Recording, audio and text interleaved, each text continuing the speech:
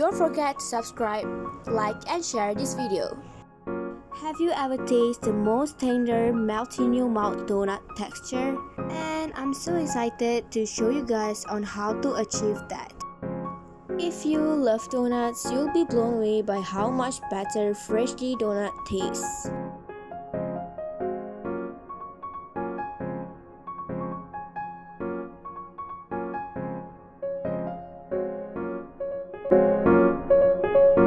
Assalamualaikum warahmatullahi wabarakatuh.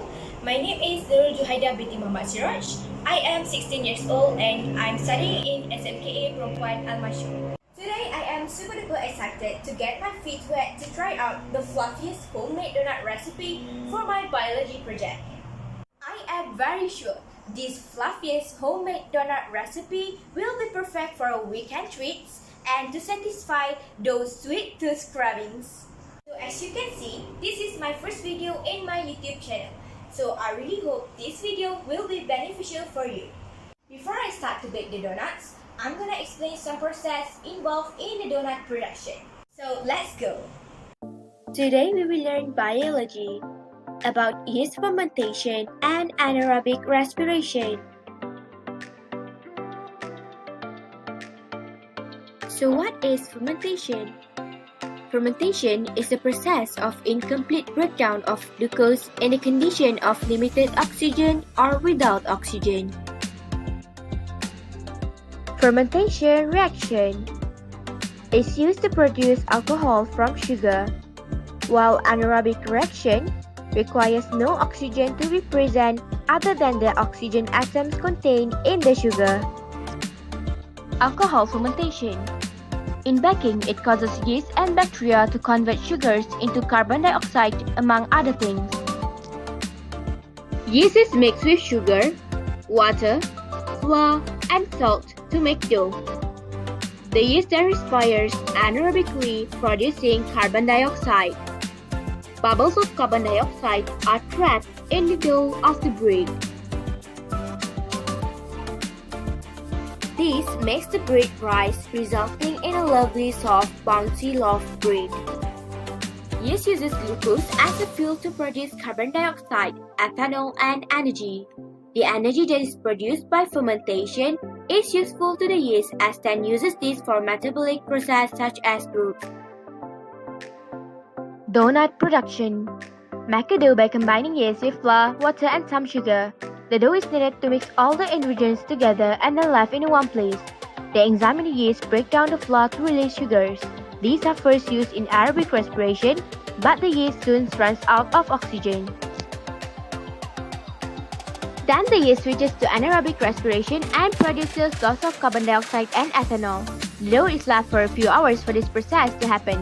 The dough rises as the carbon dioxide bubbles get trapped. It can get bigger 4 or 5 times than its volume. The dough is then fried with hot oil, the yeast are killed and the ethanol is evaporated. Now that we have learned about yeast fermentation and anaerobic respiration that occurs in making the dough of donut, we are going to start baking now. Besides, I'm gonna give some tips on do's and don'ts throughout the video. So let's stay with me till the end of the video to check out the result. First of all, we're gonna need 2 cups of high protein flour, which is equal to 250 grams. Next, we need 15 grams of butter. For me, I use the Buttercup brand. In addition, butter or oil softens the gluten structure that you develop during the kneading process. Other than that, I also use the dough softener to increase the consistency of the dough. Therefore, it also helps to expedite the rising and proofing process to save time and effort in the bread making process. After that, we also need shortening to shorten the strands of gluten, resulting in a less elastic and sticky dough. Furthermore, we also need sugar strands to decorate our donut according to our own creativity. Same goes for the chocolate rice. Most importantly, don't forget to prepare warm water to provide a suitable temperature for the yeast to undergo fermentation. Here we have 2 tablespoons of condensed milk to sweeten the donuts. And also 1 tablespoon of cane sugar. Last but not least, the main ingredients in this recipe, which is a dry yeast.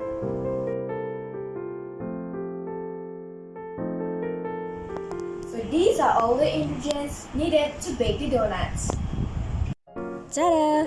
So here we have these 3 ingredients and we have to mix it into the warm water.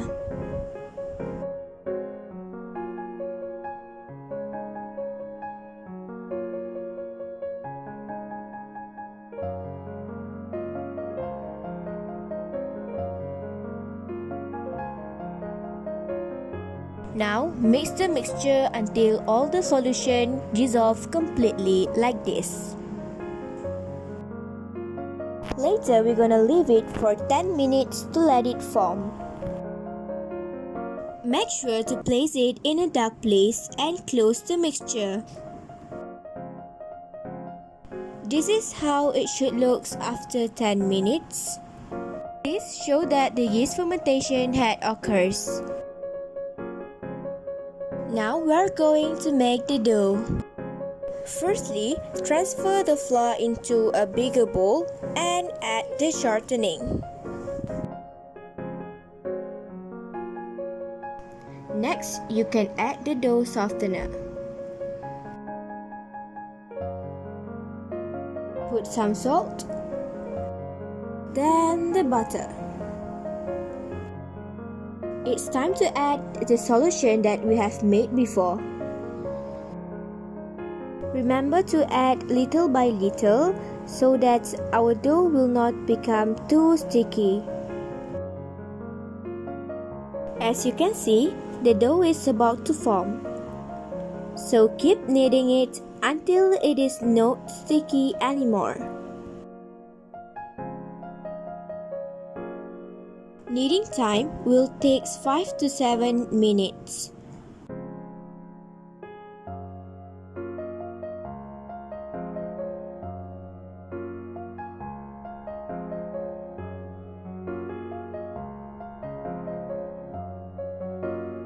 So I have kneaded the dough until it gets the perfect texture.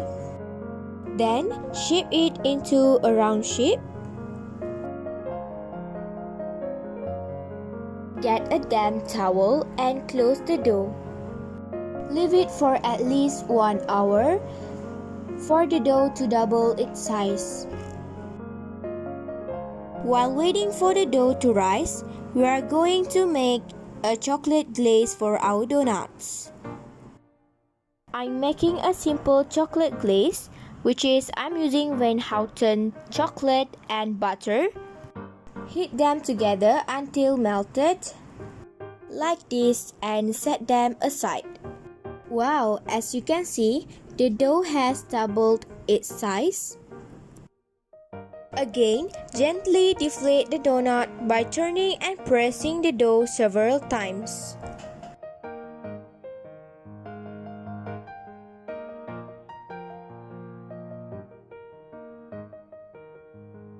Ooh, as we can see, our dough has a really soft texture.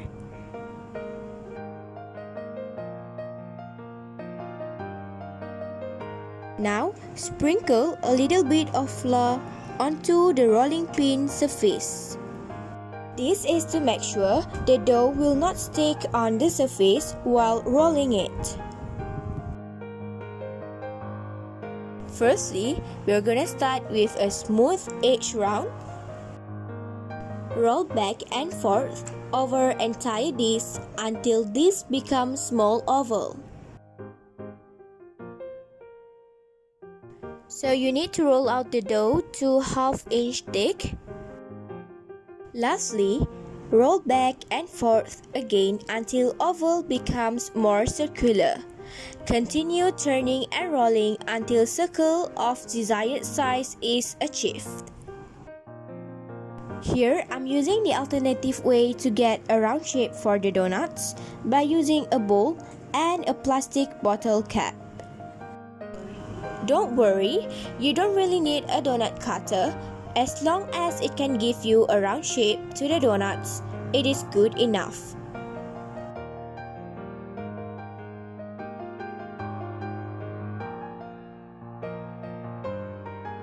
By using the dough that I have rolled, I can get at least 4 donuts at once.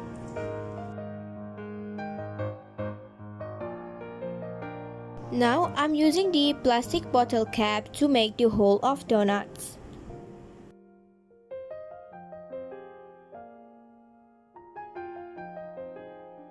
Well, it's just nice.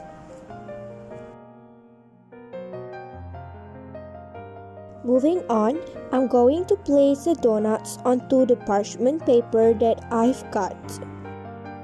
Well, if you don't want to cut the parchment paper, you can just leave some space between the donuts.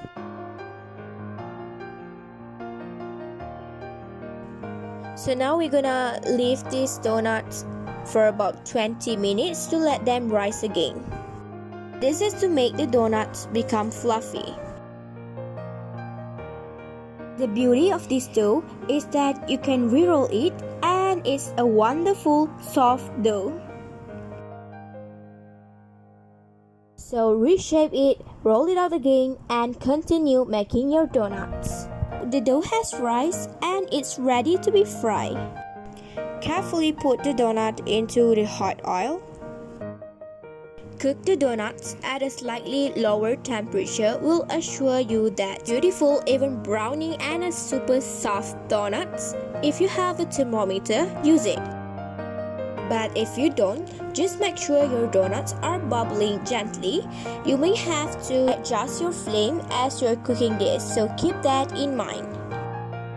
And you're going to cook this on both sides until they are beautifully golden.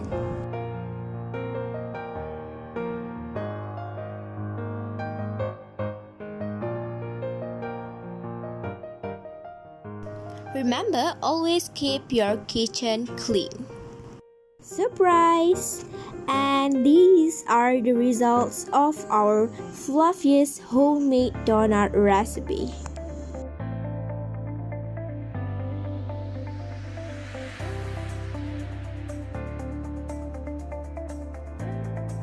So this is the part that we have been waiting for, to dip our donuts into the chocolate glaze.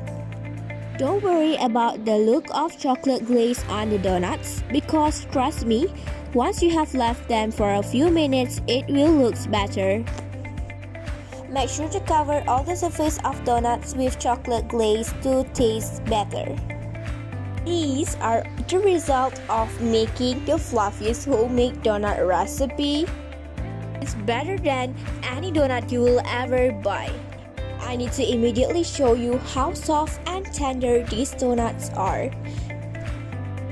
I'm sure you will satisfy with the result. For your information, I'm using cream cheese, Oreo, essence vanilla, and condensed milk to make cheese Oreo toppings for my donuts. Thanks for watching my video. I hope you'll enjoy watching it, and if you have tried this recipe, do give your feedback in the comment section below. Bye! Have a nice day!